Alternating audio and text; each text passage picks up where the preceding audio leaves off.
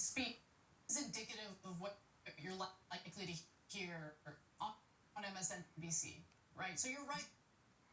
So let me set the stage. Robert De Niro did a speech where he was blasting Donald Trump and the Republicans in the right wing. Somebody erased it from his speech, so he went on his phone and started reading it anyway. So she's saying how she has a problem with him just calling out the Democrats. But look at the example she uses.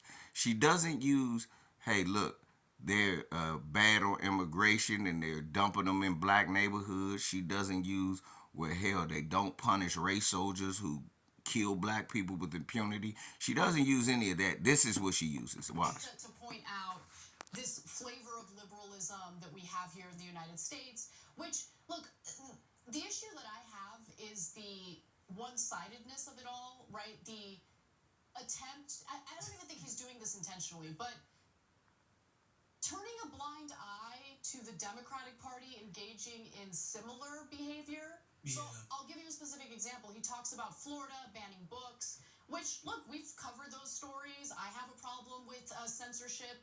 Yes, there are some books that are inappropriate for school libraries for elementary school students. But there were a lot of books that were mentioned for review in Florida that were perfectly fine and had no inappropriate issues. When you look at the left, though, are we really going to pretend like they haven't tried to ban books? Because they certainly have.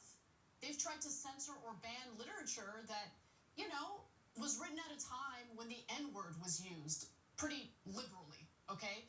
And so there's classic works that have been banned in school districts because somewhere in the book, the N-word exists.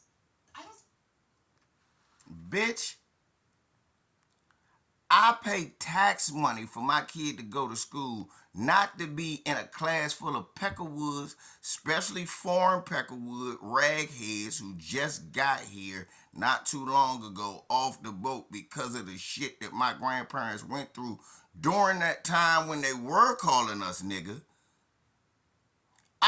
My son should not be subjected to having to sit through a class full of white folks reading nigger and thinking it's funny and shit because it was written in a racist ass time, talking about, well, it was a time where, yeah, bitch, it was also a time where you could whoop black people with a motherfucking whip and call them nigger and make them work for free. It was also a time where your dog smelling ass would have been back at Turkey making a sand castle.